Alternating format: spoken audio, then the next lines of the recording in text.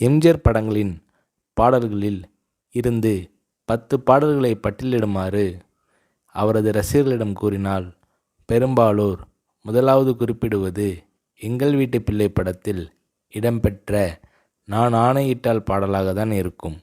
அந்த படம் இந்தியில் எடுக்கப்பட்ட போது அதில் திலீப்குமார் நடிக்க காரணமாக இருந்தவர் எம்ஜிஆர்.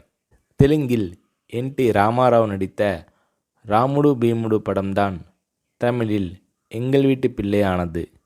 7 திரையரங்குகளில் வெற்றி விழா கண்டு பிரம்மாண்ட வெற்றி பெற்ற அந்த படத்தில் இரட்டை வேடங்களில் எம்ஜிஆர் அற்புதமாக நடித்திருப்பார்.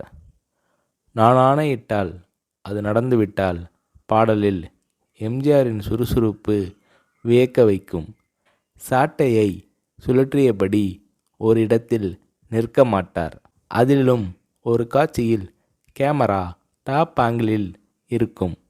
தரையில் சுழலும் எம்ஜிஆர் ஒரு கையை ஊன்றி மறு கையை உயர்த்தி மேலே பார்த்தபடி கொடுக்கும் அந்த போஸ் அவருக்கு தான் வரும். தெலுங்கில் என்.டி. ராமாராவும் இந்தியில் திலீப்குமாரும் நடித்துள்ள இந்த பாடல் காட்சிகளை பார்த்தால் எம்ஜிஆரின் எனர்ஜி லெவலே தனி என்பது புரியும்.